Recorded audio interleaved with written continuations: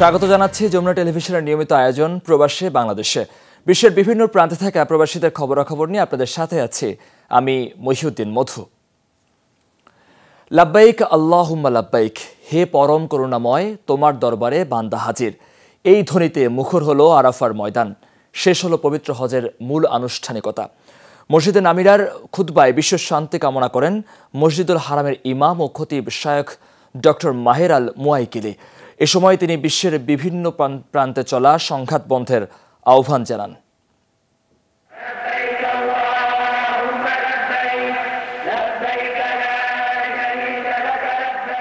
মহান আল্লাহর দরবারে পরিপূর্ণ আত্মসমর্পণ, একই পোশাকে নানা বর্ণের মানুষের মিলন মেলা আরাফাত ময়দানে। লাখো মুসল্লির কণ্ঠে একই উচ্চারণ, আমি হাজির, হে আল্লাহ আমি হাজির। 5 দিনের হজের মূল আনুষ্ঠানিকতা সম্পন্ন হয় আরাফার ময়দানে। এখানে দাঁড়িয়ে হযরত মুহাম্মদ সাল্লাল্লাহু আলাইহি ওয়াসাল্লাম বিদায় হজের ভাষণ দিয়েছিলেন। এদিন ফজরের নামাজ শেষে মিনা থেকে 14 কিলোমিটার দূরের আরাফার ময়দানে সমবেত হন মুসল্লিরা।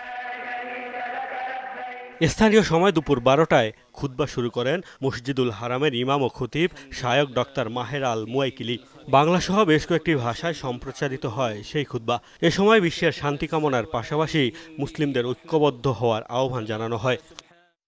আল্লাহ তাআলা মানুষের প্রাণ রক্ষাকে অপরিহার্য করেছেন এবং রক্তপাতের বিষয়ে সীমা লঙ্ঘনকে নিষিদ্ধ ঘোষণা করে বলেছেন, ওয়ালা তাকতুলুন নাফসাল্লাতী হারামাল্লাহু ইল্লা বিল হক, তোমরা ন্যায়সঙ্গত কারণ ছাড়া সে প্রাণ হত্যা করো না যা আল্লাহ নিষিদ্ধ করেছেন। যে ব্যক্তি তাকওয়ার অধিকারী হয় সে দুনিয়া ও আখিরাতের উত্তম পরিণাম এবং নিশ্চিত বিজয় লাভ করে। আল্লাহ সুবহানাহু ওয়া তাআলা বলেন, আর যারা তাকওয়া অবলম্বন করেছে আল্লাহ তাদেরকে উদ্ধার করবেন তাদের সাফল্য সহ, তাদেরকে অমঙ্গল স্পর্শ করবে না এবং তারা চিন্তিত হবে না। কিছুক্ষণ বিরতির পর জোহর আর আসরের নামাজ একসাথে আদায় করেন হাজিরা।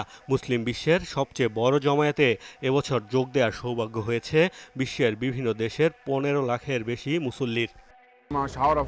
এই অনুভূতি ভাষায় প্রকাশ করার মতো নয়। আরাফার ময়দানে আল্লাহ আমাদের আমলগুলো কবুল করুন, মনে হচ্ছে সৃষ্টিকর্তার কাছাকাছি আছি। মুজদালিফায় একসাথে আদায় করবেন মাগরিব ও এশার নামাজ। ফজরের নামাজ আদায় করে মিনায় আল জামারায় শয়তানকে লক্ষ্য করে পাথর নিক্ষেপ করবেন। এরপর পশু কুরবানি করবেন। সবশেষ তাওয়াফ করবেন হাজিরা। মোস্তফা মাহমুদ, যমুনা নিউজ। মালয়েশিয়ায় মানব পাচারের অভিযোগে 12 বাংলাদেশি সহ 33 জনকে আটক করেছেন অভিবাসন বিভাগ। দেশটির কেলান্তন রাজ্যে অভিযান চালিয়ে আটক করা হয়েছে তাদের। স্পেশাল ট্যাকটিক্যাল দলের অভিযানে মানব পাচার সিন্ডিকেটের সদস্যদের আটক করা হয়। জানা যায় স্থানীয়ভাবে দলটি রাইডার গ্যাং নামে পরিচিত। দীর্ঘদিন ধরে মালয়েশিয়ায় অবৈধ পথে অভিবাসী নিয়ে যাওয়ার কাজ করে আসছে দলটি। আটককৃতদের মাঝে 2 মালয়েশিয়ান নাগরিক সহ আছে থাইল্যান্ড, ভারত, মিয়ানমার ও ইন্দোনেশিয়ার নাগরিক। মালয়েশিয়ায় বাংলাদেশি নারীকে অপহরণের ঘটনায় চলছে তুলকালাম। বৃহস্পতিবার রাজধানীর কুয়ালালামপুরের স্থানীয় একটি হোটেলে সংবাদ সম্মেলনের আয়োজন করে ভুক্তভোগীর পরিবার। টুরিস্ট ভিসায় মালয়েশিয়ায় এনে বিমানবন্দর থেকেই অপহরণ করা হয় বাংলাদেশি নাগরিক উম্মে রাইজাকে।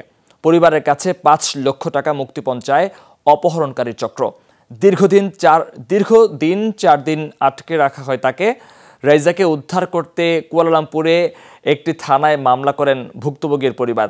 রুদ্ধশ্বাস অভিযান শেষে অপহরণ চক্রটিকে গ্রেফতার করে মালয়েশিয়া পুলিশ। তবে নিজেদের নিরাপত্তা নিয়ে শঙ্কিত উম্মে রাইজা ও তার পরিবার। এ বিষয়ে প্রবাসী কল্যাণ মন্ত্রণালয় ও পররাষ্ট্র মন্ত্রণালয়ে সাহায্য চান তারা।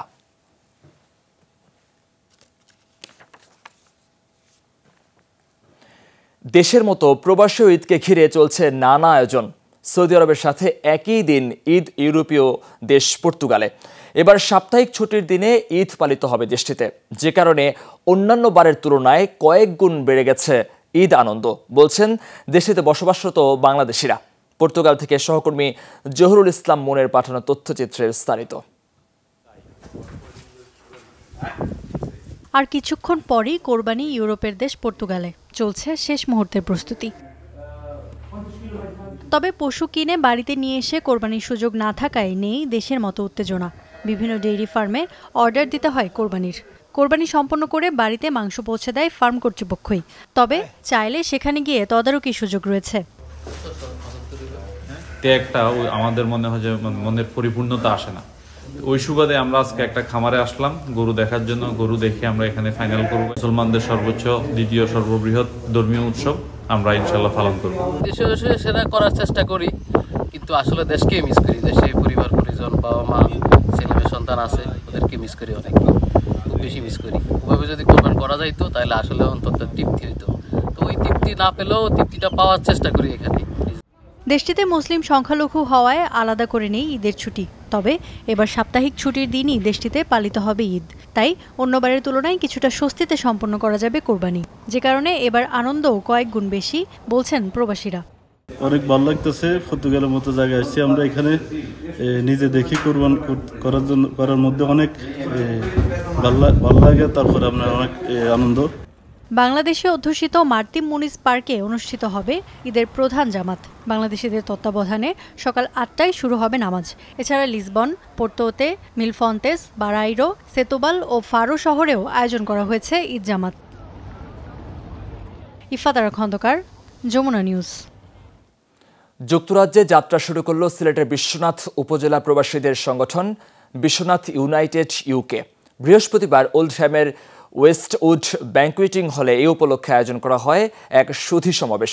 অনুষ্ঠানের প্রধান অতিথি ছিলেন আব্দুল মান্নান, সভাপতিত্ব করেন মোফাজ্জল খান, অনুষ্ঠান পরিচালনা করেন আব্দুল হোসেন মামুন ও আজিজুর রহমান। অনুষ্ঠানের শুরুতে স্বাগত বক্তব্য রাখেন মোহাম্মদ জামাল উদ্দিন। আরও উপস্থিত ছিলেন এম এ মল্লিক, সোহেল মিয়া, শাহ মোস্তাব আলী ও গিয়াসউদ্দিন সহ আরও অনেকে। সমাবেশে জামাল উদ্দিন ও আজিজুর রহমান রুমেলকে নতুন সংগঠনের প্রেসিডেন্ট ও জেনারেল সেক্রেটারি পদে নিযুক্ত করা হয়। এছাড়া জামাল উদ্দিনকে ট্রেজারার হিসেবে নিযুক্ত করে গঠন করা হয় 61 সদস্যের এক বিশেষ কমিটি। এরপর অতিথিদেরকে নিয়ে সাথে নিয়ে কেক কাটেন সংগঠনের সদস্যরা। বিশ্বনাথের এডুকেশন, হেলথ এবং অন্যান্য দিকে আমরা সবসময় নজর দিয়ে যাতে বিশ্বনাথের উন্নয়নে এবং এডুকেশনের উন্নয়নে সাহায্য সহযোগিতা করে যাব। লক্ষ্য এবং উদ্দেশ্য হচ্ছে বিশ্বনাথের ক্রীড়া অঙ্গন, রাজনৈতিক ও সামাজিক অঙ্গনে সকলকে উন্নত সাধন করা এবং সবাইকে নিয়ে একটি সুন্দর সমাজ গঠন করা। সৌদি আরবের দাম্মাম শহরে প্রবাসী বাংলাদেশিদের কল্যাণে অবদান রাখায় সম্মাননার স্মারক পেয়েছেন এক বাংলাদেশি নাগরিক। ফারুক হোসেন মোল্লাকে সম্মাননা স্মারক প্রদান উপলক্ষে স্থানীয় এক হলরুমে জমকালো অনুষ্ঠানের আয়োজন করে আমরা দাম্মাম প্রবাসী সংগঠনটি। অনুষ্ঠানে অংশ নিতে শহরের বিভিন্ন প্রান্ত থেকে ছুটে আসেন কয়েকশো প্রবাসী বাংলাদেশি। এছাড়াও উপস্থিত ছিলেন জামাল মক্কি, হুমায়ুন কবির সবুজ, নিয়ামতুল্লাহ ও সোহাগ মোল্লা সহ আরও অনেকে। নৈশভোজের মাধ্যমে শেষ হয় জমকালো এই আয়োজন। সিপিবির উপদেষ্টা পরিষদের সদস্য হায়দার আকবর আলী রনর মৃত্যুতে কানাডায় অনুষ্ঠিত হয়েছে শোকসভা। মন্ট্রিয়ালের স্থানীয় একটি রেস্তোরাঁয় আয়োজন করা হয় এই শোকসভার। সভায় রনর কর্ম ও রাজনৈতিক জীবনের নানা অর্জনের কথা তুলে ধরেন বক্তারা। বলেন, তৎকালীন এক বর্ণাঢ্য পরিবারে জন্মেছিলেন তিনি, কাটাতে পারতেন সহজ এক জীবন, কিন্তু তা না করে যিনি জীবনকে করে তুলেছিলেন কঠিন সংগ্রামের সাম্যবাদী রাজনীতিক হিসেবে জাতীয় পর্যায়ে যে লড়াই আমৃত্যু করে গেছেন তিনি। সভা শেষে অনুষ্ঠানে তার মৃত্যুতে স্মরণে সঙ্গীত ও কবিতা পরিবেশন করেন শিল্পীরা। অনুষ্ঠানে সভাপতিত্ব করেন তাজুল মোহাম্মদ। শামসাদ রানার সঞ্চালনায় এতে আরও উপস্থিত ছিলেন জিয়াউল হক জিয়া, বাবলাদেব ও ডক্টর সৈয়দ শাখওয়াত হোসেন সহ অন্যান্যরা।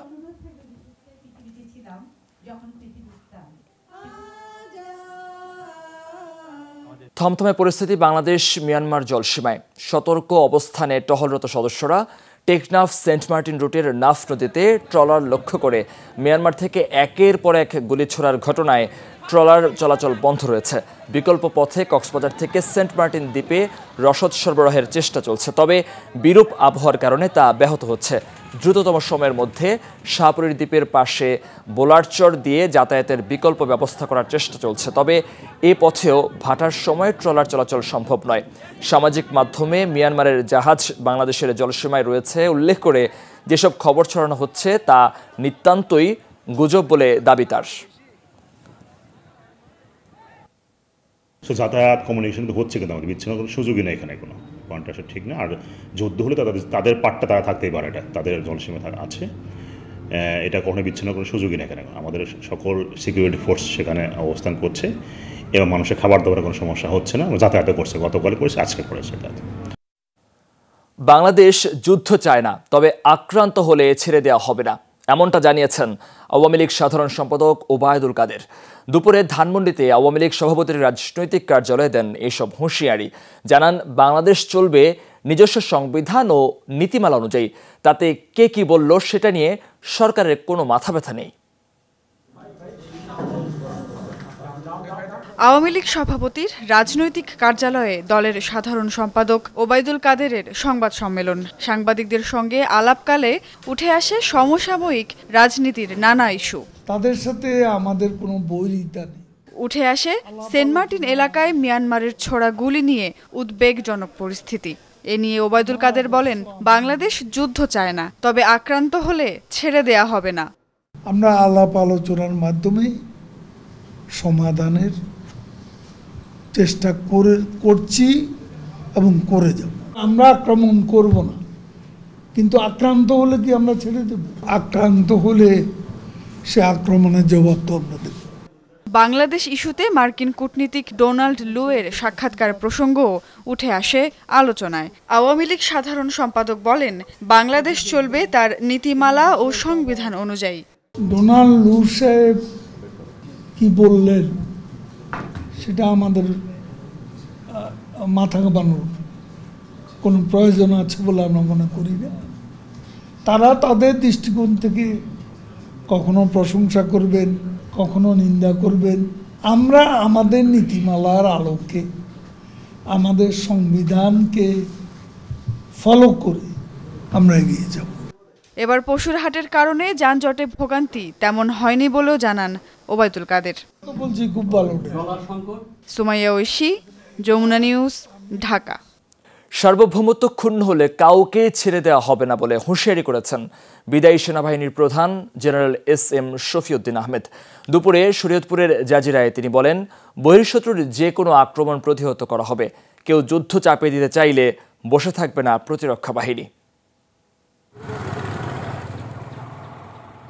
সাম্প্রতিক সময়ে মিয়ানমার থেকে বেশ কয়েকবার গুলি ছোড়া হয় সেন্ট মার্টিনের বাসিন্দাদের দিকে। আতঙ্কে টেকনাফ সেন্ট মার্টিন রুটে বন্ধ হয়ে যায় নৌযান চলাচল। বাংলাদেশের জলসীমায় মিয়ানমারের যুদ্ধজাহাজও দেখা যায়। বিষয়টি নিয়ে তৈরি হয়েছে উদ্বেগ। সেনাপ্রধান বলছেন, সার্বভৌমত্বের প্রশ্নে কোনো ছাড় নেই।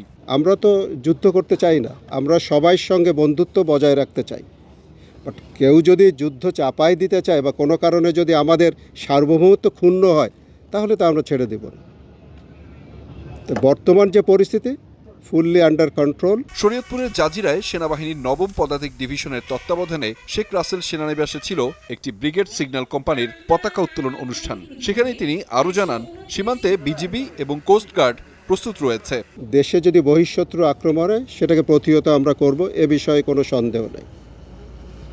বর্তমানে যে ধরনের সমস্যা ওখান থেকে হচ্ছে, বর্ডারে কিছু বর্ডার ভায়োলেশন, এটা কিন্তু আমাদের ওখানে বর্ডার গার্ড আছে, আমাদের কোস্ট গার্ড আছে, তারা বিষয়টা সম্পূর্ণ তদারকি করছে এবং সরকারের নির্দেশ অনুযায়ী কিন্তু প্রয়োজনীয় ব্যবস্থা নিচ্ছে।